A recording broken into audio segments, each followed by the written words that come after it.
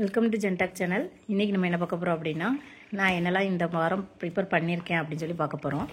இந்த வாரம் என்ன ப்ரிப்பரேஷன் அப்படின்னு பார்த்தீங்க அப்படின்னா, 7th டேர்ம் 3 எல்லாமே முடிச்சிருக்கணும். தமிழ் புக்கு ஃபுல்லாக முடிச்சிருக்கணும், இங்கிலீஷும் புக்கு ஃபுல்லாக முடிச்சிருக்கணும், மேக்ஸு, சயின்ஸு, சோசியல் கிடையாது, படக்காட்சி, இது எல்லாமே நம்ம என்ன செஞ்சுருக்கணும் அப்படின்னா முடிச்சிருக்கோம். இன்றைக்கி சனிக்கிழமை. நான் என்ன முடிச்சிருக்கேன் அப்படின்னா, தமிழும் சயின்ஸும் மட்டும்தான் எடுத்திருக்கேன். தமிழ் வந்து ஜஸ்ட் ரீட் பண்ணியிருக்கேன். சயின்ஸில் ஃபஸ்ட்டு 2 பாடம் என்ன செஞ்சுருக்கேன் அப்படின்னா ஃபினிஷ் பண்ணியிருக்கேன். மீதி வந்து இன்னும் இங்கிலீஷ் தொடவே இல்லை, டைம் இல்லை எனக்கு. வீட்டு வேலையும் பார்த்து நம்ம எல்லா வேலையும் பார்க்குறதுனால சரி, நம்ம இதுதான் ஃபஸ்ட்டு டைம் நான் என்ன செய்ய போகிறேன் அப்படின்னா டெஸ்ட் பேட்சில் டெஸ்ட்டு எழுத போகிறேன். இதுக்கு முன்னாடி நான் வந்து டெட் எக்ஸாம் எழுதுனது கிடையாது. சரி ட்ரை பண்ணுவோம் அப்படின்னு சொல்லிட்டு சும்மா எழுதுறப்ப நம்ம என்ன செய்யக்கூடாது, படிக்காமல் எழுதக்கூடாது அப்படிங்கிறதுக்காக நான் ட்ரை பண்ணியிருக்கேன். இதுதான் சயின்ஸ், ஃபிசிக்கல் சயின்ஸில் ஃபஸ்ட் லெசன். நம்ம வந்து சயின்ஸ் எப்படி படிக்கணும் அப்படின்னு கேட்டிங்கன்னா, இப்போ வந்து புக்ஸ் எல்லாமே கண்டிப்பாக நம்ம வந்து ஒவ்வொரு லைனையும் விடாமல் ரீட் பண்ணணும். ரீட் பண்ணிவிட்டு அதில் இருந்து நம்ம முக்கியமான கொஸ்டின்ஸ், அதாவது நீங்கள் வந்து திரும்ப ரிவைஸ் பண்ணுறப்ப நீங்கள் என்ன செஞ்சுக்கணும் அப்படின்னா, நம்ம வந்து எழுதி வைக்கிறதுக்கு உங்களுக்கு டைம் இருந்தால் எழுதி வச்சுக்கோங்க. இப்போ எனக்கு வந்து எழுதுறதுக்கெலாம் டைம் கிடையாது. நான் அதனால் என்ன செஞ்சுருக்கேன் அப்படின்னா, புக்கு ஃபஸ்ட்டு பேஜ் எடுத்தாச்சு. இந்த மாதிரி உங்களுக்கு தெரியுமா அப்படி கேட்டிருக்காங்களா, இந்த மாதிரி பாக்ஸ் எல்லாமே தரவாக படிச்சுக்கணும். நம்ம மீதி புக்கு உள்ளே இருக்குது, நம்ம படிக்கணும். இந்த மாதிரி ரெட் லைன் போட்டிருக்காங்க பார்த்தீங்களா, இந்த மாதிரி இருக்கிறத அதில் மேலே இருந்து கீழே வர என்ன இருக்குது அப்படிங்கிறதையும் படிக்கணும். அது மட்டும் படித்தா போதுமா அப்படிங்கிறத விட எல்லாமே நீங்கள் ஒரு லைன் பை லைன் கண்டிப்பாக ரீட் பண்ணணும். ரீட் பண்ணிட்டு உங்களுக்கு தெரியுமா அப்படிங்கிறதுல என்னென்ன இம்பார்ட்டன்ஸ் இருக்குது அப்படிங்கிறத நம்ம வந்து கண்டுபிடிக்கணும். கண்டுபிடிச்சி அதுக்கு ஏற்றாக்கில் படித்தா மட்டும்தான் இந்த பாக்ஸில் இருந்து கொஸ்டின்ஸ் வந்தால் நம்மளால் ஆன்சர் பண்ண முடியும். இப்போ எக்ஸாம்பிள் ஃபஸ்ட்டு கொஸ்டின் நான் என்ன காமிக்கிறேன் அப்படின்னா, ஒளியின் மூலங்கள் 2 வகைகளாக பிரிக்கலாம் கேட்டிருக்காங்க. இப்போ ஒளியின் மூலங்கள் எத்தனை வகை அப்படின்னு கேட்டாங்கன்னா 2 வகை, இயற்கை ஒளி மூலம், செயற்கை ஒளி மூலம். சரி, இதில் இயற்கையான ஒளி மூலம் அப்படின்னு கொடுத்துருங்க. ஒரு முதன்மையான இயற்கை ஒளி மூலம் எது அப்படின்னு கேட்டாங்கன்னா சூரியன் அப்படின்ட்டு நம்ம என்ன செஞ்சுக்கணும் அப்படின்னா, இதை வந்து நீங்கள் வந்து எழுதி வச்சுக்கணும். கொஸ்டின் மாதிரி நம்மளே ரெடி பண்ணி நம்மளே எழுதிக்கணும். அப்போ தான் நமக்கு என்ன செய்ய முடியும் அப்படின்னா ரொம்ப யூஸ்ஃபுல்லாக இருக்கும். இப்போ வெப்ப ஒளி மூலங்கள்னு கொடுத்துருக்காங்க. வெப்ப ஒளி மூலங்களுக்கு எடுத்துக்காட்டு எரியும் மெழுகுவர்த்தி, வெள்ளொளிர் விளக்கு. வாயு விளக்கு ஒளி விளக்கம் கேட்டிருக்காங்க. அதுக்கு எடுத்துக்காட்டு என்ன அப்படின்னு கேட்டாங்கன்னா நியான் விளக்கு, சோடியம் ஆவி விளக்கு. நமக்கு வந்து கொஸ்டின் வந்து வெப்ப ஒளி மூலம் கொடுத்து ஒரு 4 எடுத்துக்காட்டு கொடுத்து இந்த 2ல் ஏதாவது ஒன்று கொடுப்பாங்க. வாயு விளக்கு ஒளி முழக்கம் கொடுத்து இதில் 2ல் ஏதாவது கேட்பாங்க. இந்த மாதிரி நமக்கு என்ன செஞ்சுக்கணும் அப்படின்னா ஆன்சர் பண்ண தெரிஞ்சுக்கணும். அதனால் நம்ம என்ன செய்யணும்னா, கண்டிப்பாக நீங்கள் படிக்கப்பவே நல்லா என்ன செஞ்சுக்கோங்க அப்படின்னா குறித்து வச்சு படிச்சுக்கோங்க. இப்போ பாருங்கள், இந்த பாக்ஸில் கொடுத்துருக்காங்க. அல் ஹசன் ஹயத்தம் என்ற அறிவியலறிஞர் ஒளி, காட்சி மற்றும் ஒளியியல் தொடர்பான புரிதலுக்கு முக்கிய பங்காற்றியவர். சிறு துளை வழியாக வரும் ஒளி நேர்கோட்டு பாதையில் பயணித்து எதிரே உள்ள சுவரில் ஒரு பிம்பத்தை தோற்றுவிப்பதை அவர் கண்டறிந்தார். இப்படி சொல்லி இவரோட டீட்டெயிலை பற்றி கொடுத்துருக்காங்க. யார் அப்படின்னா அல் ஹசன் ஹயத்தம் அப்படிங்கிறவர் என்ன கண்டுபிடிச்சிருக்காரு அப்படிங்கிறத கொடுத்துருக்காங்க. இதை நம்ம வந்து கண்டிப்பாக படிச்சுக்கணும். அடுத்து வந்து ஊசித்துளை காமரானா என்ன அப்படிங்கிறது ரொம்ப ரொம்ப இம்பார்ட்டன்ட். ஊசித்துளை காமராங்கிறது நேர்கோட்டு பண்பினை புரிந்து கொள்ள உதவும் எளிமையான கருவி. அப்படி இல்லைன்னா நேர்கோட்டு பண்பினை புரிந்து கொள்ள உதவும் எளிமையான கருவி பெயர் என்ன அப்படின்னு சொல்லி கேட்டு 4 ஆப்ஷனில் நமக்கு இது கொடுக்க வாய்ப்பு இருக்குது. காமராவின் தொழில்நுட்பம் அடையாத காலத்தில் ஊசித்துளை காமரா வந்து முன்னாடி எதுக்கு பயன்படுத்தியிருக்காங்க அப்படின்னா சூரியனின் இயக்கத்தை என்ன செஞ்சுருக்காங்க அப்படின்னா பதிவு செய்யறதுக்கு பயன்படுத்தியிருக்காங்க. இது வந்து எப்படி அழைக்கிறாங்க அப்படின்னா புகைப்படம் எடுக்கும் முறைக்கு சோலோகிராஃபி அப்படிங்கிற மாதிரி கொடுத்துருக்காங்க. முக்கியமாக இந்த மாதிரி நீங்கள் ஒவ்வொரு லைன் பை லைனாக வாசித்து இந்த மாதிரி நீங்கள் என்ன செஞ்சுக்கணும் அப்படின்னா ஹிண்ட் எடுத்து வச்சுக்கணும். இப்போ பாருங்கள், ஒளி எதிரொலிப்பு விதின்னு சொல்லி இந்த மாதிரி ஒரு குட்டி பாக்ஸ் கொடுத்துருக்காங்க. படுகோணமும் எதிரொலிப்பு கோணமும் சமம்.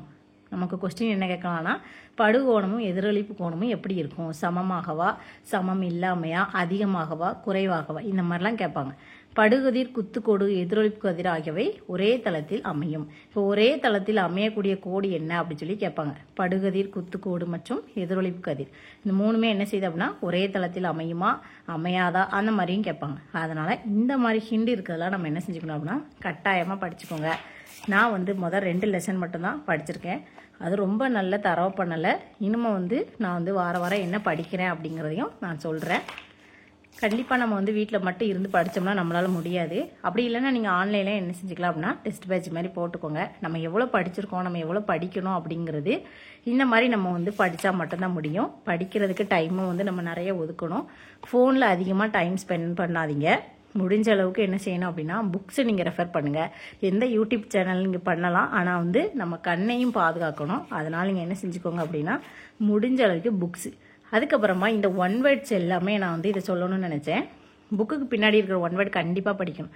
இப்போ ஃபஸ்ட் லெசன் எடுத்தீங்கனாலே எவ்வளோ ஆனால் இருக்குது பாருங்கள். இதில் வந்து நான் இதில் வந்து ஒரு 2-3 வந்து கொஸ்டின் வந்து எல்லாமே நான் வந்து ரீட் தான் பண்ணி விட்ருக்கேன். நல்லா ஸ்டடி பண்ணேன்னு சொல்ல. இது வந்து ரொம்ப நல்லா இருந்துச்சு. சிவப்பு மற்றும் நீலம் சேர்ந்து என்ன கலர் வரும், நீலம் மற்றும் பச்சை சேர்ந்து என்ன கலர், பச்சை மற்றும் சிவப்பு சேர்ந்து என்ன கலர், பச்சை நீலம் சிவப்பு இந்த 3 சேர்ந்து என்ன கலர், முதன்மை நிறங்கள்லாம் என்னது, அதாவது சிவப்பு பச்சை நீலம் இந்த 3 நிறங்கள் தான் முதன்மை நிறங்கள், சிவப்பு பச்சை நீலம். அப்போ இந்த ஒன் வேர்டு வந்து நம்ம என்ன செய்யணும் அப்படின்னா நீங்கள் வந்து புக்கில் வந்து உங்களுக்கு வந்து குறிச்சிருப்பாங்க. பழைய புக்ஸ் வாங்கினீங்கன்னா சப்போஸ் அதை கிராஸ் செக் பண்ணணும் அப்படின்னு நினச்சிங்கன்னா இந்த மாதிரி கைடு வாங்கிக்கோங்க. அதாவது நீங்கள் வந்து கைடு கடையில் போய் வாங்கினீங்கன்னா ரொம்ப ரேட் அதிகமாக இருக்கும். நீங்கள் என்ன செய்யணும் அப்படின்னா அதாவது எல்லா ஊர்லேயுமே இரும்பு கடை இருக்கும். இது இப்போ நான் வாங்கியிருக்கிறது எதுவுமே புதுசு கிடையாது. இது எல்லாமே இப்போதைக்கு நான் வந்து ஒரு 2-3 ஒரு 4 புக்கு வாங்கியிருக்கேன். இந்த 4மே நான் வந்து ஒரு 100 ருபீஸ்க்கு தான் வாங்கினேன். உங்களுக்கு தெரிஞ்ச பக்கத்தில் இருக்கிற கடைகளுக்கு போங்க. இரும்பு கடையில் என்ன அதாவது புக்ஸ் வந்து எப்போவுமே ஸ்கூலில் வாங்கியிருந்தாங்க. அதனால் உங்களுக்கு புக்ஸ் அதிகமாக கிடைக்க வாய்ப்பு இல்லை. ஆனால் இந்த மாதிரி கைடு வந்து உங்களுக்கு வந்து கண்டிப்பாக கிடைக்கிறதுக்கு வாய்ப்பு இருக்கும். இப்போ பாருங்கள் 6th 5-in-1 3rd டேர்ம் ஃபுல்லாக கொடுத்துருக்காங்க. இந்த புக்கு இந்த 4 புக்குமே சேர்ந்து ஈஸி அறிவியல் இதெல்லாம் கடையில் கொடுத்து வாங்கினோம்னா ரேட்டு வந்து ரொம்ப அதிகமாக தான் இருக்கும். இதோட ரேட்டு பாருங்கள் 260. ஆனால் நான் வந்து இது வந்து இரும்பு கடையில் தான் எடுத்திருக்கேன். இந்த 4 புக்கும் சேர்ந்து நான் என்ன செஞ்சுருக்கேன் அப்படின்னா 100 ருபீஸ் தான் கொடுத்துருக்கேன். அதனால் நீங்கள் வாங்குறப்ப எதுக்கு இந்த அதை கைடு வாங்க சொல்கிறோம் அப்படின்னா புக்குக்கு பின்னாடி இருக்க ஒன் வேர்ட்ஸுக்கு அது ரொம்ப யூஸ்ஃபுல்லாக இருக்கும். அதுபோல் அதில் வந்து எக்ஸ்ட்ரா கொஸ்டின்ஸும் அதிகமாக அடிஷ்னல் கொஸ்டினும் வச்சுருப்பாங்க. நம்ம அதையும் என்ன செஞ்சுக்கலாம் அப்படின்னா ப்ரிப்பேர் பண்ணிக்கலாம். புக்கு இன்சைடு நம்ம எப்படி கவர் பண்ணுறோமோ அதை விட புக்கு அவுட் சைடு கண்டிப்பாக கவர் பண்ணுங்கள். புக்கில் இருக்கிறத அப்படியே டிட்டோவாக கேட்குறதுக்கு ரொம்ப வாய்ப்பு இருக்குது. Group 2, Group 4, TRB எல்லாத்துக்குமே என்ன செய்வாங்க அப்படின்னா புக்கை தவிர வேறு எங்கேயுமே இருந்து சிலபஸ் வராது. அதனால் புக்கை வந்து ஓரளவுக்கு நல்லா படிச்சுக்கோங்க. இன்றைக்கி நான் வந்து லெசன் 1 எப்படி படிக்கணும் அப்படிங்கிறத நான் எப்படி படித்தேங்கிறத உங்களுக்கு சொல்லியிருக்கேன். இன்னும் அடுத்தடுத்த வீடியோவில் வந்து நான் வந்து என்னெல்லாம் ஹிண்ட் எடுத்தேன் அப்படிங்கிறத நான் வந்து எழுதி வைக்க முடியாது. நம்ம வந்து எது இம்பார்ட்டன்ட் அப்படிங்கிறத நான் படிக்கிறத உங்களுக்கு வந்து சொல்கிறதுக்கு ட்ரை பண்ணுறேன். டைம் இல்லை இருந்தாலும் சரி நம்ம வந்து ட்ரை பண்ணிக்கலாம். இப்போ இதில் வந்து ரொம்ப முக்கியமானது என்ன அப்படின்னா வானியல் அலகு. ஒரு வானியல் அலகு அப்படின்னா என்ன அப்படின்னா 1.496 10^8 கிலோமீட்டர் இந்த அலகால தான் குறிக்கிறாங்க. வானியல் அலகுனா என்ன அப்படின்னா பூமிக்கும் சூரியனுக்கும் இடையான சராசரி தூரம். பூமிக்கும் சூரியனுக்கு இருக்கிற இடையில இருக்க தூரத்தை தான் என்ன செய்றாங்க அப்படின்னா வானியல் அலகுன்னு அழைக்கிறாங்க. ஒரு வானியல் அலகு 1.496 10^8 கிலோமீட்டர். ஒளி ஆண்டுனா என்ன, ஒளியானது அதாவது வெளிச்சம் வந்து ஒரு வருடத்தில் கடந்த தூரம் ஒளியாண்டு என்று அழைக்கப்படுகிறது. ஒளி வந்து ஒரு வருடத்துக்கு எவ்வளோ தூரம் போயிருக்கு அப்படிங்கிறது தான் ஒளியாண்டுங்க. அந்த ஒளியாண்டு எவ்வளவு அப்படின்னா 9.4607 × 10^12 கிலோமீட்டர். விண்ணியல் ஆரம்னா என்ன அப்படின்னா வானியல் அலகானது ஒரு ஆர வினாடி கோணத்தில் ஏற்படுத்தும் தொலைவு தான் என்னது அப்படின்னா விண்ணியல் ஆரம். இதோட வேல்யூ என்ன அப்படின்னா 1 PC = 3.2615. இது நம்ம வந்து கண்டிப்பாக படிச்சுக்கணும். அதுக்கப்புறமா விண்மீன் திரள்கள் பற்றி இருந்துச்சு. இதுவும் ரொம்ப சூப்பராக இருக்குது. நீங்கள் புக்கை எடுத்து படிக்கிறது ஃபஸ்ட்டு ஸ்டார்ட் பண்ணிட்டோம் அப்படின்னா ஆர்வம் நமக்கு தன்னாலே வந்துடும். புக்கை எடுக்கவே இல்லைன்னா நமக்கு வந்து ஆர்வம் வரவே வராது. எதையுமே நீங்கள் தேட வேண்டாம், புக்கை மட்டும் எடுங்க, ஒரு பென்சில் எடுத்துக்கோங்க, ரீட் பண்ணிகிட்டே வாங்க. உங்களுக்கு எதெல்லாம் இம்பார்ட்டன்ட்ங்க பாருங்கள். இதிலலாம் இந்த மாதிரி நீங்கள் இம்பார்ட்டன்ட் என்ன செஞ்சுக்கோங்க அப்படின்னா ஃபஸ்ட்டு நம்ம ரீட் பண்ணும் போதே நமக்கே தெரியும் எது இம்பார்ட்டன்ட் அப்படின்ட்டு. இப்போ எக்ஸாம்பிள் பால்வெளி திரள்னா என்ன அப்படின்னு கேட்டிருக்காங்க. நம்முடைய சூரிய மண்டலத்தை உள்ளடக்கிய விண்மீன் திரளுக்கு பேர் தான் என்ன அப்படின்னா பால்வெளி திரள். பால்வெளி திரளோட விட்டம் என்ன 1,00,000 ஒளியாண்டுகள். பால்வெளி திரளின் விட்டம் என்ன அப்படின்னா 1,00,000 ஒளியாண்டுகள். இதை நீங்கள் என்ன செஞ்சுக்கோங்க, சர்க்கிள் பண்ணிக்கோங்க. எதுக்காக இந்த மாதிரி ஹிண்ட் பண்ண சொல்லுது அப்படின்னா நம்ம இப்போ படிக்கிறது வந்து வீக்லி வைஸாக படிச்சுட்டு இருக்கோம். கடைசி ரிவைஸ் பண்ணப்போ நீங்கள் புக்கு ஃபுல்லாக ரீட் பண்ணவே வேண்டாம். நீங்கள் எதெல்லாம் இம்பார்ட்டன்ட் சொல்லி சர்க்கிள் பண்ணி வச்சுருக்கீங்களோ அதை மட்டும் ஜஸ்ட் ரிவைஸ் பண்ணிட்டு நம்ம என்ன செஞ்சுக்கலாம் அப்படின்னா போயிட்டே இருக்கலாம். நமது பால்வெளி திரளுக்கு அருகில் இருக்கும் விண்மீன் திரளுக்கு பெயர் என்ன அப்படின்னா ஆண்ட்ரோமெடா. அடுத்து புராணங்கள், அதாவது பால்வெளி திரளில் வந்து பால் அப்படின்னு சொல்லி கொடுத்துருக்காங்க. இது என்ன சொல்றாங்க அப்படின்னா பிராணங்கள் வந்து ஆகாச கங்கா என்று அழைக்கப்படுகிறது. அதாவது நம்ம வந்து ஒரு ஷார்ட்கட்டாகவும் வச்சு படிக்கணும். புரியலை அப்படின்னாலும் இப்போ பால் அப்படின்னா புராணங்கள் அப்படின்னு இருக்கு. அப்போ ஆகாச கங்கா அப்படின்னு அழைக்கப்படுது அப்படின்னு சொல்லியிருக்காங்க.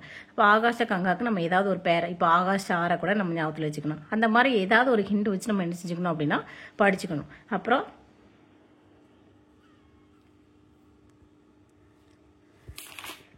இந்த மாதிரி நான் வந்து சர்க்கிள் போட்டு படிச்சிருக்கேன். நமக்கு மறந்துடக்கூடாது அப்படிங்கிறதுக்காக நீங்களும் என்ன செஞ்சுக்கோங்க அப்படின்னா இந்த மாதிரி ஹிண்ட் எடுத்து படிங்க. இதெல்லாம் பாருங்கள், விண்மீன் வந்து சூரிய மண்டலம் விண்மீன் மையத்திலிருந்து எத்தனை ஒளியாண்டுகள் தொலைவில் பால்வெளி திறத்தின் கரத்தில் அமைந்துள்ளது? 27,000 ஒளியாண்டு. இந்த மாதிரி நம்பர்ஸில் இருக்கிறது, அப்புறம் சைன் போட்டிருக்குது, இதெல்லாம் ரொம்ப கண்டிப்பாக படிச்சுக்கோங்க. இதில் பாருங்கள் உர்சா மேஜர் அப்படின்னு சொல்லி கொடுத்துருக்காங்க.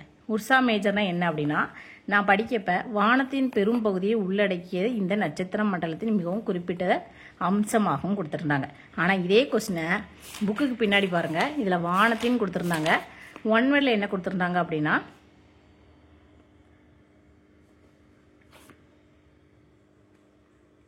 பாருங்க, ஆகாயத்தின் பெரும் பகுதியை உள்ளடக்கியுள்ள விண்மீன் மண்டலம் பெயர் என்னன்னு கேட்டிருக்காங்க. இங்கே ஆகாயம் கொடுத்துருக்காங்க, இங்கே என்ன கொடுத்துருக்காங்க அப்படின்னா வானம் கொடுத்துருந்தாங்க. இந்த மாதிரி சின்னதாக ட்விஸ்ட் வச்சுருந்தாங்க. நானும் வந்து புக்குக்கு பின்னாடி ஒன் வேர்ட் படிக்கப்ப உர்சா மேஜருங்கிறது எனக்கு வந்து வானத்தையும் பெரும்பகுதி உள்ள, அதுக்கப்புறம் தான் நான் இந்த பாயிண்டே நான் ஹிண்ட் பண்ணேன். உர்சா மேஜர் பற்றி நான் இந்த லைனை அண்டர்லைன் பண்ணாமலே கீழே இருக்கிறது என்ன அப்படி சொல்லி போயிட்டேன். உர்சா மேஜர்னா என்ன அப்படின்னா லத்தீன் மொழியில் சிறிய கரடி அப்படிங்கிற பொருள். இந்த லத்தீன் மொழியில் சிறிய கரடி அப்படிங்கிறது உர்சா மைனர் என்று வடவானத்தில் உள்ளது. இந்த மாதிரிலாம் நீங்கள் என்ன செஞ்சுக்கணும் அப்படின்னா ஹிண்ட் எடுத்து படிச்சுக்கோங்க. இப்போ வந்து எந்த சேனல் பார்த்து நம்ம வந்து படிக்கிறதுக்கு டைமே கிடையாது, எந்த கிளாஸும் நம்ம பண்ண வேண்டாம். நீங்கள் புக்கை எடுங்க, தாராளமாக என்ன செஞ்சுக்கிட்டே இருங்கன்னா படிச்சுக்கிட்டே இருங்க. எங்கெல்லாம் உங்களுக்கு நல்லா இம்பார்ட்டண்ட்டாக தெரிதோ நீங்கள் ரீட் பண்ணி சர்க்கிள் போடப்ப உங்களுக்கு கொஸ்டினில் நமக்கு என்ன செய்யும் அப்படின்னா நம்ம அந்த கொஸ்டின் வர்றப்ப நமக்கு அது கண்டிப்பாக நீங்கள் அண்டர்லைன் பண்ண விட அங்கே வந்து உங்களுக்கு வரும். அப்போ நீங்கள் என்ன செஞ்சுக்கலாம் அப்படின்னா டக்குன்னு ஆன்சர் கொடுத்துட்டு போயிட்டே இருக்கலாம். இந்த மாதிரி ரெட் லைனில் கொடுத்துருக்கிறதுலாம் கண்டிப்பாக படிங்க. நான் இந்த வாரம் தமிழும் சயின்ஸும் மட்டும்தான் முடிச்சிருக்கேன், இங்கிலீஷ்னு தொடவே இல்லை. மேக்ஸு சரி நமக்கு தெரிஞ்சதை வச்சு போடுவோம் அப்படி சொல்லி பார்த்துருக்கேன்.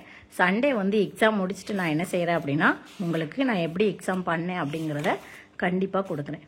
அதே மாதிரி நம்ம வந்து சயின்ஸுன்னு எடுத்துக்கிட்டோம் அப்படின்னா இந்த வேர் டு ஸ்டடியையும் நம்ம என்ன செஞ்சுக்கணும் அப்படின்னா எடுத்துக்கணும். ஏன்னா புக்கை எடுத்துட்டு அவ்வளோ பாடத்தையும் நம்ம என்ன செஞ்சக்கூடாது அப்படின்னா படிச்சுட்டே போகக்கூடாது.